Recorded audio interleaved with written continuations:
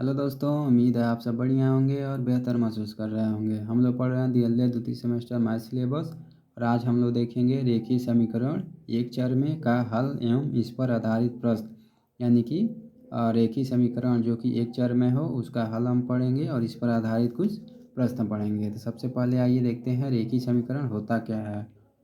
तो रेखीय समीकरण को लीनियर इक्वेशन कहा जाता है। तो जिन व्यंजकों में चर एक घातीय होता है उन्हें रेखीय समीकरण कहते हैं।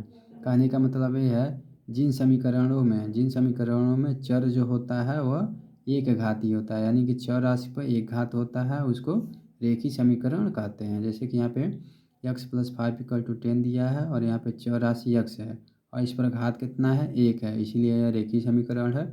दूसरा उदाहरण 2x = x+1, यह भी एक प्रकार का रेखीय समीकरण होगा क्योंकि यहाँ भी चौरासी x पे कितना घात है, तो एक घात है। ठीक है। अब आगे कह रहा है रेखीय समीकरण को हल करना।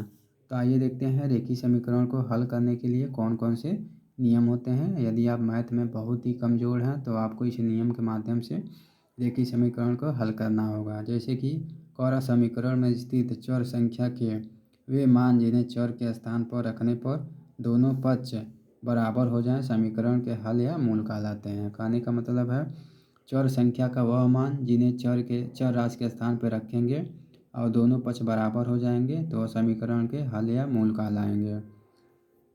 पहला करा अज्ञात राशि x का मान ज्ञात करने के लिए दोनों पक्षों के व्यंजकों को सरल करते हैं।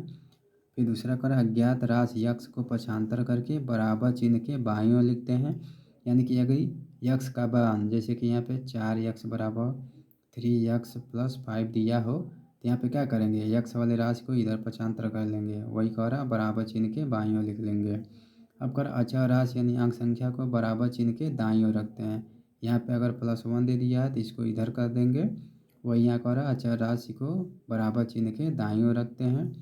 चौथा कह रहा है पक्षांतर करने पर संख्याओं के चिन्ह नियमानुसार बदल जाते हैं। कहने का मतलब है अगर यह +1 है इधर जाएगा तो माइनस हो जाएगा और इधर जो है +3x है इधर आएगा तो -3x हो जाएगा।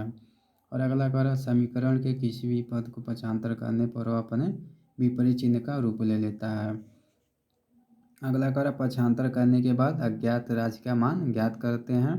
आइए एक सवाल जो है उदाहरण के माध्यम से हम देखते हैं। यहाँ पे कह रहा है समीकरण 4x - 5 = 2x+9 को हल करना है और उत्तर की जांच करना है।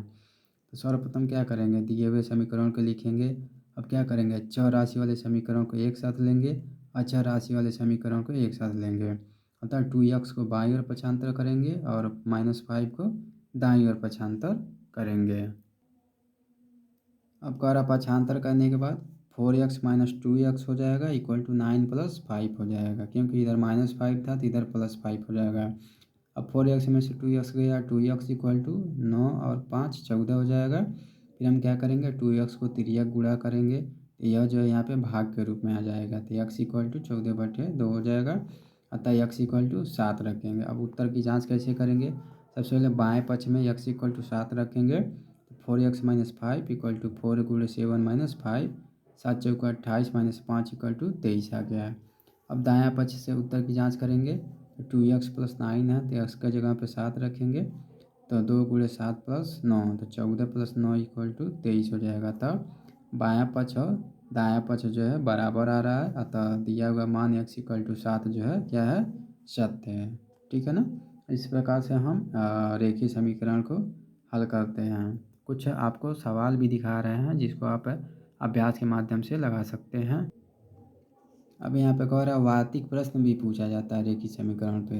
वार्तिक प्रश्न कैसे पूछा जाता है ये देखते हैं। यहाँ पे कह रहा है किसी संख्या में 5 जोड़ने पर उसका योग 9 हो जाता है तो संख्या ज्ञात कीजिए।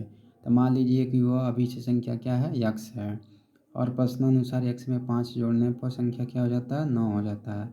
अब क्या करेंगे, इस 5 वाले को इधर पक्षांतर करेंगे। ठीक है ना। तो यहाँ पे दूसरा नियम दिया हुआ है, या फिर दोनों में -5 जोड़ लेंगे, क्या होगा x + 5 - 5 = 9 - 5 हो जाएगा। 5 से 5 कट जाएगा, x बचेगा और 9 में से 5 घटेगा तो 4 बचेगा।